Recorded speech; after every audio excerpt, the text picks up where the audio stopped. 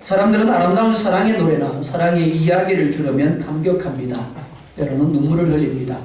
특히 여자분들은 드라마나 영화를 보면서 자기도 모르게 같이 아파하고 같이 눈물을 흘릴 때가 많은 것이 사실입니다.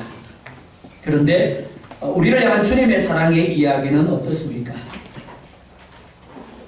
성경은 회복에 대하여 말씀하고 있습니다. 하나님 나라의 회복, 하나님과의 관계 회복에 대하여 말씀을 합니다. 그리고 이 회복의 주인공이 바로 예수 그리스도십니다. 그래서 구약 성경은 오실 예수님에 대하여 말씀을 합니다. 그러면서 왜 예수님이 오셔야만 하는가의 필요성을 오랜 이스라엘의 역사를 통하여 보여줍니다. 그것은 실패입니다. 그것은 무능력입니다. 이스라엘을 애굽에서 이끌어내신 후 그들에게 하나님 나라를 선포하십니다. 그들에게 특별한 복을 약속하십니다. 그런데 하나님이 원하신 신정국가 실패합니다. 그래서 하나님이 예언하신 대로 멸망해서 바벨론의 포로로 잡혀가게 됩니다. 그리고 70년 후에 다시 돌아오게 됩니다. 그런데 성경은 이스라엘이 회개를 했다거나 그들이 어떤 자격을 갖추었기 때문에 돌아오게 되었다라고 말씀하고 있지 않습니다. 이미 하나님은 그들이 포로될 것을 말씀하실 때 70년 후에 그들이 돌아오게 될 것을 말씀하셨습니다. 그들이 멸망한 것, 그들이 포로가 된 것, 전적 그들의 죄악된 본성과 범죄 때문입니다. 그러나 그들이 다시 포로된 자리에서 돌아온 것은 전적 하나님의 은혜이고 하나님의 주권입니다. 하나님이 이렇게 이스라엘의 실패를 보여주시는 이유가 무엇일까요?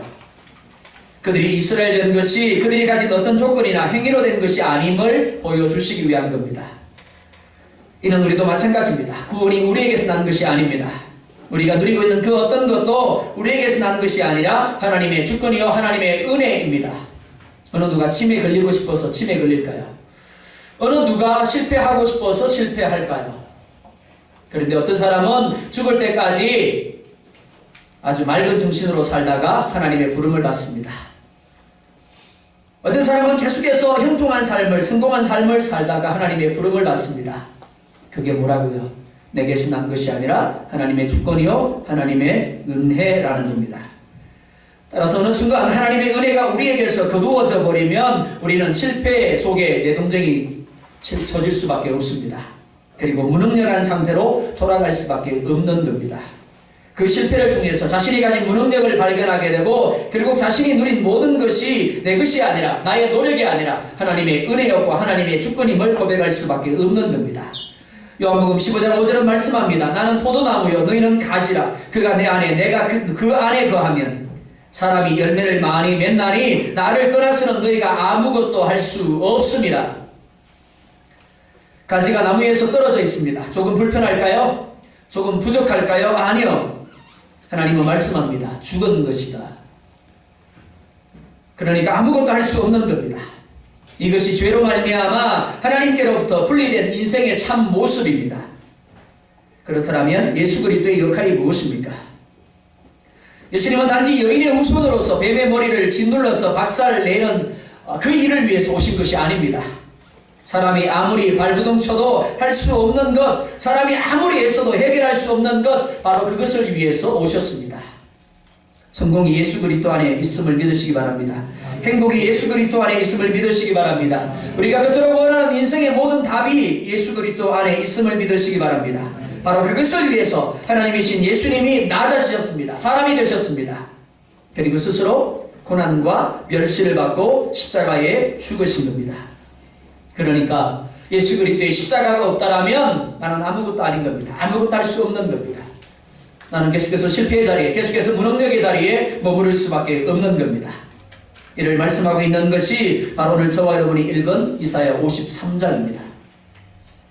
먼저 1절을 보면 이렇게 말씀을 합니다. 우리 1절 말씀 같이 한번 보도록 하겠습니다. 시작.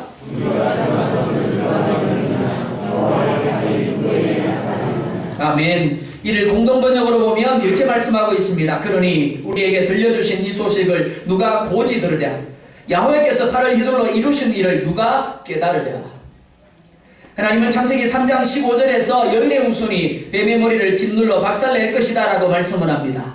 그런데 그것만 말씀하시는 것이 아니라 뱀에 의해서 여인의 후손의 발꿈치가 상하게 될 것이다 라고 말씀을 합니다. 그리고는 선지자들을 부지런히 보내십니다. 여기 후손으로 오실 이에 대하여 선포하게 하셨고 구체화하셨습니다. 이사야 역시 하나님께로부터 오실 예수님에 대하여 선포하도록 보내심을 받은 한 사람입니다. 그런데 문제가 뭐라고요? 사람들은 이사야를 비롯하여 하나님께로부터 보냄을 받은 선지자들이 전하는 것을 어떻게 했다고요? 믿지 않았다라고 말합니다. 깨닫지 못하였다라고 말합니다. 이사야 시대 사람들만요? 아닙니다. 요한복음 1장 10절과 11절은 이렇게 말씀을 합니다. 그가 세상에 계셨으며 세상은 그로 말미암아 지은 바 되었으되 세상이 그를 알지 못하였고 자기 땅에 오매 자기 백성이 영접지 아니하였으나 예언된 예수님이 사람의 몸을 입고 세상에 오셨습니다. 그러나 그들은 예수님을 영접하지 않았습니다. 배척하였습니다. 멸시하였습니다. 결국에는 십자가에 못 박아 죽였습니다. 오늘 1절 말씀은 그 누구도 믿지 않았다라고 말합니다. 그 누구도 깨닫지 못하였다라고 말씀하고 있습니다. 이는 제자들도 예외가 아닙니다. 사도 베드로가 마태복음 16장에서 고백합니다. 주는 그리스도시요 살아계신 하나님의 아들이십니다. 예수님은 베드로의 이 고백을 칭찬하십니다. 그런데 이렇게 말씀을 합니다. 이를 너에게 알게 하시는 하늘에 계신 하나님이시라. 베드로를 비롯한 제자들 역시 예수님이 십자가에서 죽고 부활하기까지 예수님을 영접하지 않았습니다. 깨닫지 못하였습니다. 단지 이스라엘을 로마로부터 해방시켜줄 한 사람 사사로만 여겼을 뿐입니다. 그래서 고린도전서 12장 3절은 말씀합니다. 성령으로 아니하고는 누구든지 예수를 주시라 할 수 없느니라. 내가 믿고 싶다고 믿어지는 것이 아니라는 겁니다. 내가 깨닫고 싶다고 깨달아지는 것이 아니라는 겁니다. 노력한다고 되는 것이 아닙니다. 성령 하나님이 깨닫게 해주셔야 깨달아지고 성령 하나님이 믿게 해주셔야 믿을 수 있는 겁니다. 이 자리가 누구나 올 수 있는 자리가 아닌 줄 믿으시기 바랍니다. 하나님이 여러분들에게 나아오고자 하는 마음을 주셨고 또 하나님이 인도하셨기 때문에 이 자리에 있는 것입니다. 그래서 은혜입니다. 사람들이 이사야가 전한 것을 믿지 아니하고 깨닫지 못하는 것 당연한 겁니다. 그런데 문제가 뭘까요? 예수님 당시 이사야가 예언한 대로 오신 예수님을 믿지 아니하고 깨닫지 못한 사람들이 누군가 하는 겁니다. 이방인요? 불신자입니까? 성경은 그들이 이방인이었다라고, 성경은 그들이 불신자였다라고 말하고 있지 않습니다.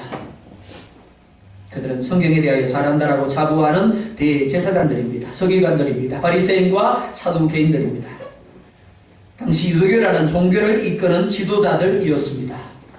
그런데 그들로부터 성경에서 예언하고 있는 메시아, 사람의 몸을 입고 오신 예수님이 거부당하셨습니다.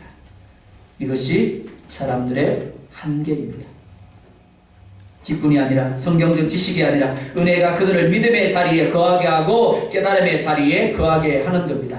하나님의 은혜가 함께하지 아니하면 아무리 목회자라고 할지라도 하나님을 믿을 수 없습니다. 하나님의 말씀을 깨달을 수가 없는 겁니다.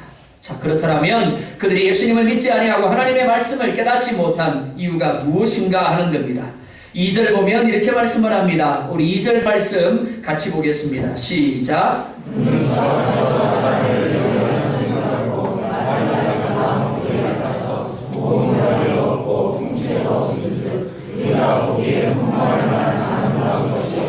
아멘. 이는 예수님의 외모에 대한 말씀이 아니라는 것을 먼저 기억하시기 바랍니다. 예수님이 외모적으로 봤을 때 못생겼더라, 별표 볼품이 없었더라, 한국교회에서 사실은 이렇게 설교하시는 분도 있습니다. 그러나 오늘 성경은 결코 예수님의 외모에 대하여 말씀하고 있는 것이 아닙니다. 예수님이 가진 배경에 대한 것입니다. 사람들은 이스라엘을 영이 로마로부터 구원할 만한 든든한 배경과 힘을 가진 우람한 나무, 크고 멋진 나무를 기대했습니다. 하지만 예수님은 어떠했다고요? 연한 순 같은 어린 나무였다라고 말씀하고 있습니다. 그리고 마른 땅에서 겨우 생명을 유지하고 있는 뿌리를 가진 나무로 오셨다라고 말씀을 하고 있습니다. 보통 세상의 구원자는 힘이 있는 사람입니다. 강한 사람입니다. 그래서 무사람들을 끄는 사람입니다. 그런데 예수님은 어떠하셨습니까? 예수님은 세상에 오실 때 강한 왕으로 오시지 않았습니다. 오히려 그는 너무나 볼품없는 모습으로 마구간에 힘없는 아기 예수의 모습으로 오셨습니다. 무엇보다 세상적 배경이라고는 전혀 찾아볼 수 없는 가난한 목수 요셉의 아들로 오셨습니다. 그래서 사람들이 보기에 고운 모양이 없었다라고 말합니다. 풍채가 없었고 흠모할 만한 그 어떤 아름다운 것도 없었더라라고 말씀을 하고 있습니다. 그런데 이스라엘은 정말 중요한 것을 놓치고 있었습니다. 그들은 사사시대처럼 자신들을 노바로부터 구원해 줄 정치적 구원자를 기대했습니다. 하지만 하나님은 그것이 근본적인 해결책이 아님을 알고 계셨습니다. 사사를 보내셔서 구원해 주십니다. 그런데 문제가 뭐라고요?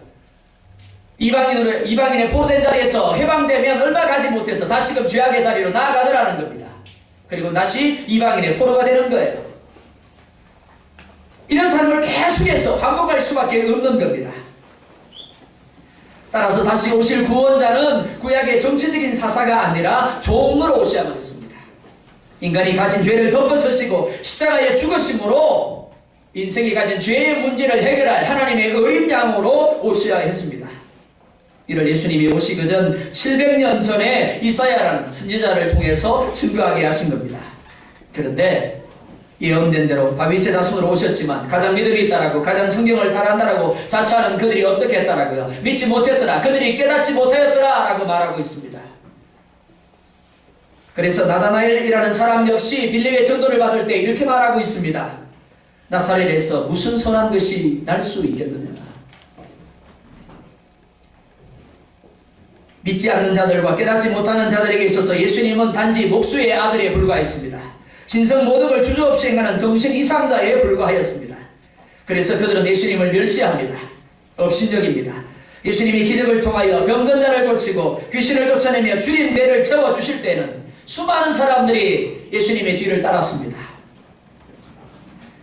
뿐만이 아니라 예수님이 예루살렘에 입성하실 때는 양손에 종려나무 가지를 꺾어들고 그것을 길에 펴며 호산나 찬양하였습니다. 그런데 예수님이 예루살렘에 입성하신 것 왕이 되기 위한 것이 아니었습니다. 예루살렘을 향하는 예수님의 발걸음은 어린 양의 발걸음이었습니다. 죽기 위한 발걸음이었습니다. 십자가를 지기 위한 발걸음이었습니다. 그래서 사람들은 예수님을 멸시합니다. 싫어하였다라고 말씀을 합니다. 3절 말씀 이렇게 말씀을 합니다. 3절 같이 봅니다. 시작.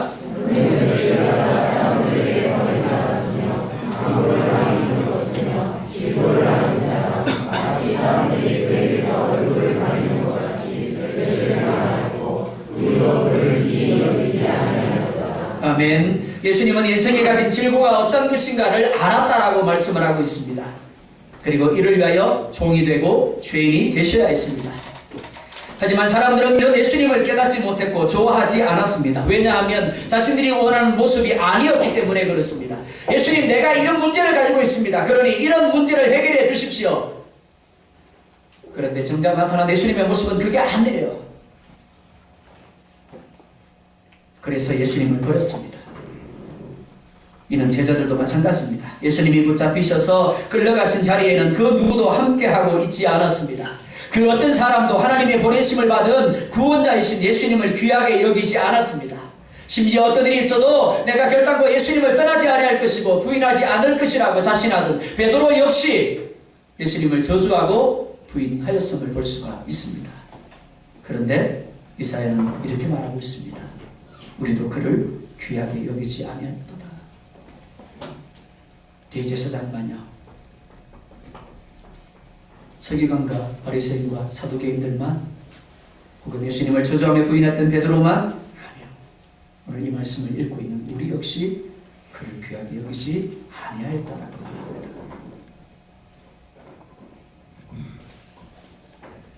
결국 예수님은 사람들의 외면과 멸시 속에 죄인이 되심으로 십자가에 달리셨습니다. 그런데 이것이 끝이 아닙니다. 주님은 십자가 위에서 이렇게 말씀하십니다. 엘리 엘리 라마 사박다니, 나의 하나님 어찌하여 나를 버리셨나이까. 사람들에게만 버림을 받으신 게 아니에요. 나에게만 버림을 받으신 게 아니에요. 하나님 아버지로부터도 버림을 받았습니다. 왜요? 우리 모두의 죄를 덮어 쓰셨기 때문입니다. 십자가에 달리신 그 순간만큼은 죄가 없는 예수님이 아니라 택한 모든 우리의 죄를 덮어쓰신 하나님의 진노의 죄인에 불과했던 겁니다. 그러니까 하나님께로부터 버림받을 수밖에 없었던 겁니다. 우리의 죄를 속하기 위한 어린 양으로 오셨기 때문에 주님이 받으신 멸시와 진노와 버림받으심은 주님의 것이 아니라 내가 받아야 할 멸시였고 내가 받아야 할 진노였고 내가 받아야 할 버림받음인 겁니다. 결국 저들은 알지 못하는 중에 죄인된 자신들을 멸시하였고 자신들을 향하여 진노하였고 자신들을 버린 겁니다. 오늘 우리가 예수 그리스도를 바라보아야 할 이유가 바로 여기에 있습니다. 우리가 받아야 할 멸시와 우리가 받아야 할 버림받음과 우리가 받아야 할 진노를 예수님이 모두 덮어쓰시고 우리로 하나님 앞에 담대하게 서게 하셨습니다. 따라서 우리가 자랑하려면 예수 그리스도의 멸시받음을 자랑해야 합니다. 예수 그리스도의 버림받음을 자랑해야 하고 예수 그리스도의 진노 받으심을 자랑할 수 있어야 합니다. 4절을 보면 이렇게 말씀을 합니다. 4절 또한 같이 봅니다. 시작.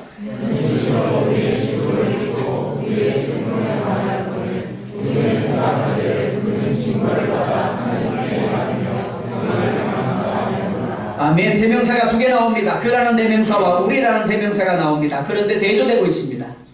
그는 질고를 지고 슬픔을 당하였습니다. 징벌을 받았고 고난을 당하였습니다.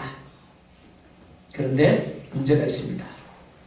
실상 그는 이 모든 것과 전혀 상관이 없는 분이셨습니다. 반면 우리는 어떻습니까? 마땅히 질고를 지고 마땅히 슬픔을 당하고 마땅히 징벌을 받아 고난을 당해야 하는 존재입니다. 하지만 그는 받는 자리에 우리는 오히려 그를 저주하며 그를 마땅히 받을 자로 생각하였다라고 말하고 있습니다. 어떤 사람이 지하철 선로에 떨어졌습니다. 그것을 보고 뛰어듭니다. 그리고 구해냅니다. 그런데 문제는 떨어진 사람은 구하고 자신은 죽었습니다. 그런데 구함을 받은 사람이 이렇게 생각을 합니다. 그 사람은 죽을 만한 죄를 지었기 때문에 죽은 것일 것이다.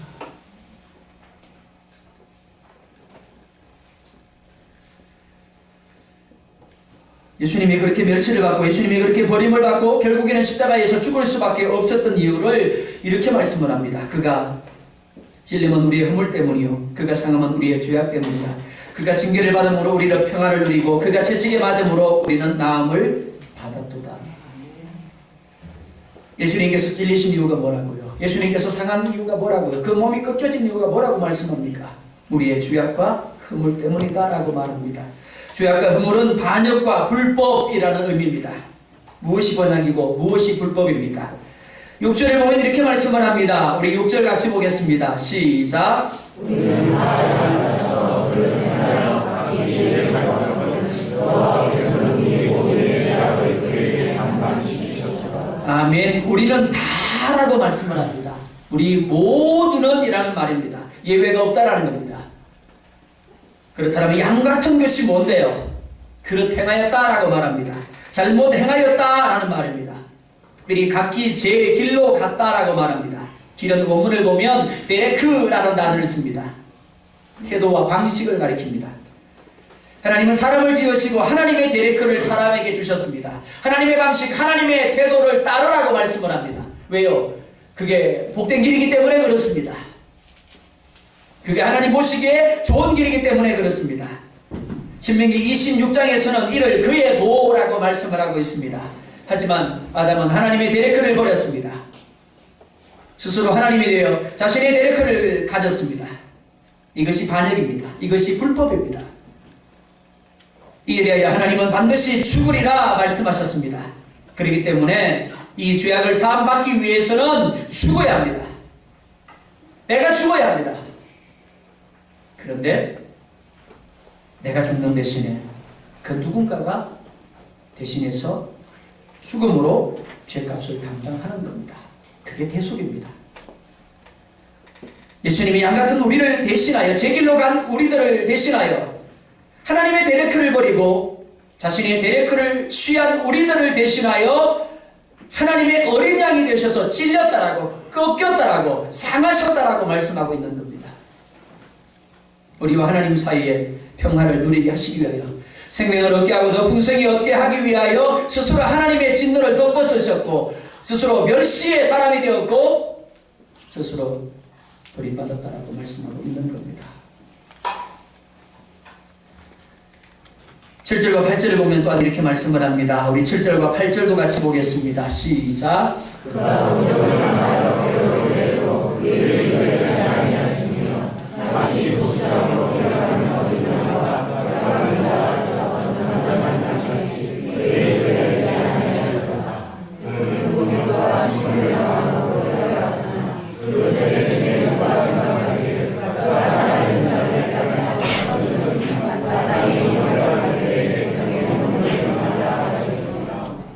붙잡히신 예수님은 빌라도의 법정으로 끌려갔습니다. 재판을 받습니다. 그런데 성경은 예수님이 빌라도의 법정에서 많은 말씀을 하지 않으셨다라고 기록하고 있습니다.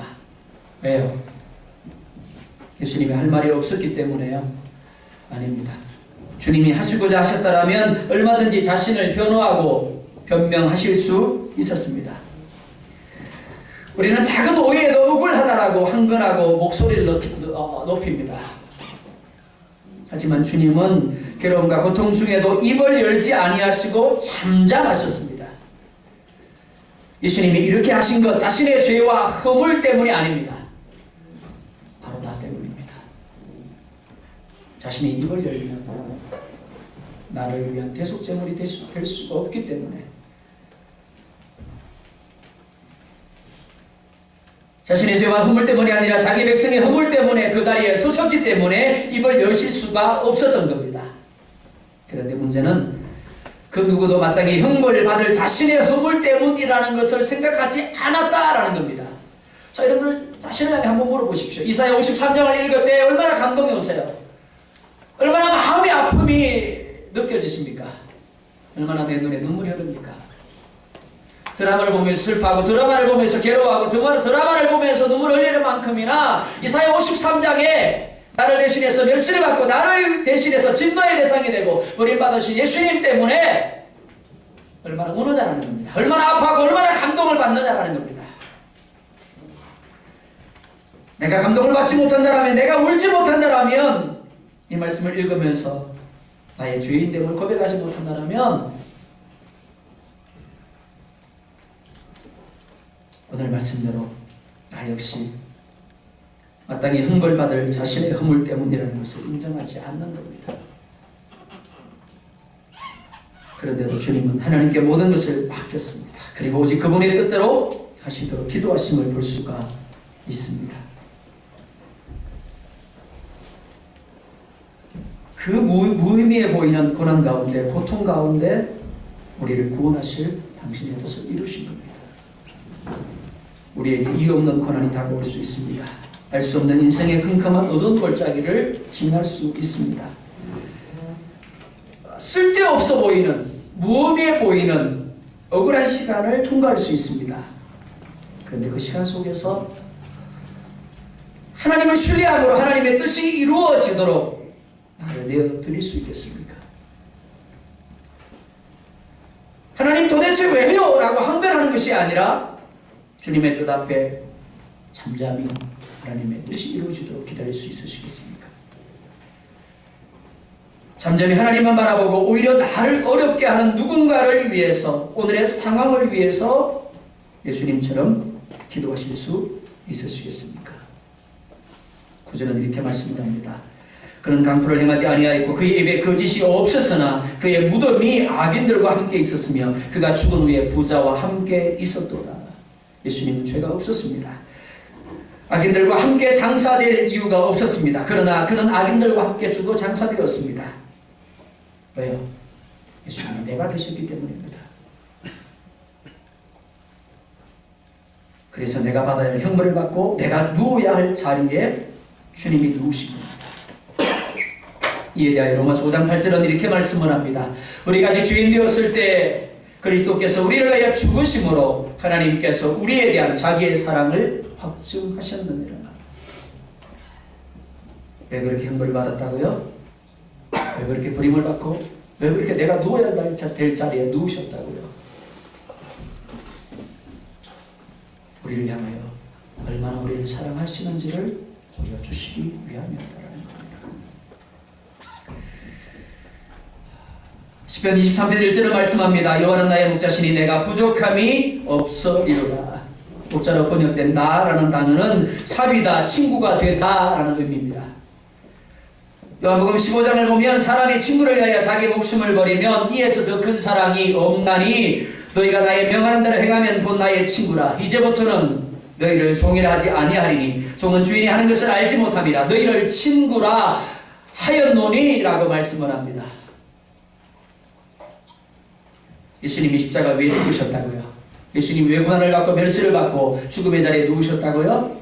우리를 친구 되게 하기 위해서요. 우리와 사귀기 위해서요.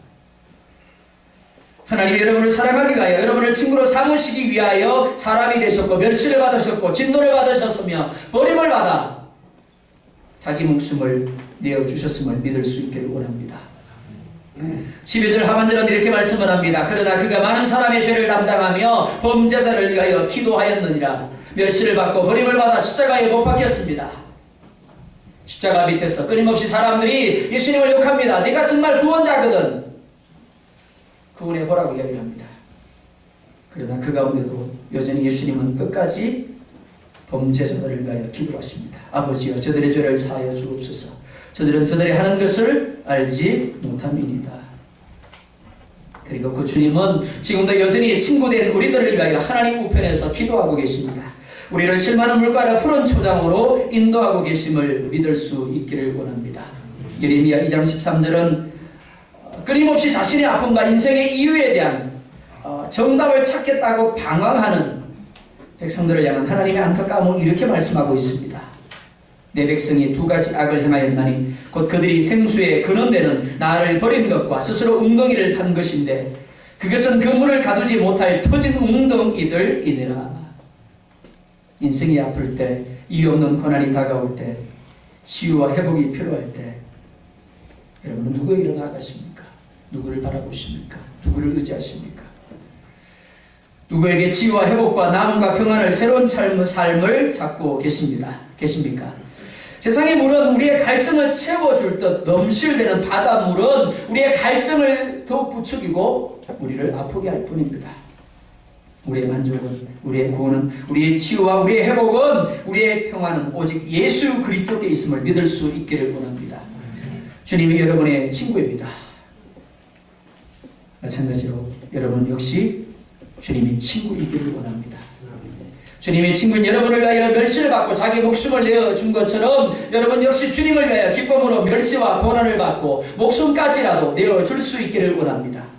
베드로와 제자들은 누가 먼저랄 것도 없이 결코 주님을 버리지 않겠다라고 큰소리 쳤습니다. 하지만 정말 주님이 그들을 필요로 할 때 그들 모두는 주님을 외로움과 멸시와 고통의 자리에 내버려두고 떠나가 버렸습니다. 왜요? 예수님의 멸시와 조롱과 죽음이 자기 이야기라는 것을 믿지 못했고 깨닫지 못했기 때문입니다. 예수님이 어린 양이 되셔서 멸시와 조롱을 받고 골고다 언덕에서 십자가를 지신 것 남의 이야기가 아닙니다. 예수님의 이야기가 아닙니다. 바로 저와 여러분의 이야기입니다. 예수님의 허물과 예수님의 죄의 이야기가 아니라 바로 나의 허물과 나의 죄에 대한 이야기입니다. 우리는 남의 슬픈 사연을 들으면 곧장 감동합니다. 그러나 자신의 죄 때문에 주님이 십자가에 못 박히심을 들으면서도 알면서도 여전히 감동하지 않습니다. 여전히 돌이키지 않습니다. 왜요? 그 사건이 나의 사건이 아니라 남의 사건으로 보고 있기 때문에 그렇습니다. 나무는 그 열매로 안다라고 하였습니다. 마찬가지로 믿음은 그 행동으로 압니다. 전한 것을 믿게 하시고 깨닫게 하신 하나님께 감사할 수 있기를 원합니다. 누구나 깨닫는 게 아니에요. 누구나 믿는 게 아닙니다. 따라서 여러분들에게 깨달음이 있다면, 여러분들 가운데 믿음이 있다면 그것을 주신 하나님께 감사하시기 바랍니다. 더불어 주님의 멸시와 고난, 죽으심을 여러분들의 것으로 고백하시기 바랍니다. 주님의 죽음이 내 것이고 주님의 멸시가 내 것이고 주님의 진노가 내 것이고 주님의 버림받음이 내 것입니다 라고 고백하십시오. 그리고 예수 그리스도의 십자가 앞에 나의 만족을 내려놓으세요. 나의 감정을 내려놓고 나의 자존심을 내려놓고 나의 피로들을 내려놓으시기 바랍니다. 그리고 낮은 자리에서 주님처럼 침묵하세요. 그리고 오직 하나님의 뜻을 구하고 나를 주님 누우신 곳에 누임으로 나는 이제 죽었습니다 라고 선포하십시오. 바라기는 이 한 주간만이라도 육신의 즐거움을 위한 일들에 대하여 중단을 선언하시기 바랍니다. 드라마 좋아하시죠? 예, 이 한 주간만이라도 드라마 끊으세요. 우리 중국 엄마들이 그랬습니다. 이 한 주간만이라도 게임하지 말자. 정말 이 한 주간만이라도 나의 만족과 나의 즐거움을 위한, 나의 기쁨을 위한 것들을 하나님 앞에 내려놓으세요. 할 수 있다면 금식도 하시기 바랍니다. 그리고 특별히 새벽 기도에 함께 해주시기 바랍니다. 그래서 믿음으로 주님이 받으신 멸시와 고난과 죽으심을 주님의 죽으심이 내 것입니다. 주님의 멸시가 내 것이고 주님의 버림받음과 진노가 내 것입니다 라고 고백하고 만드실 수 있기를 원합니다. 바로 그 자리에 주님의 죽으심 그 의미대로 영육간의 치유와 회복이 누려질 것임을 믿습니다. 이 한 주간 그 어떤 한 주간보다도 주님 앞에 더 가까이 나아가 십자가 앞에서 주님을 깊이 만나고 깊이 경험할 수 있는 여러분이 될 수 있기를 주님으로 축원드립니다. 우리 찬송가 227장 보시면서 성찬인 씨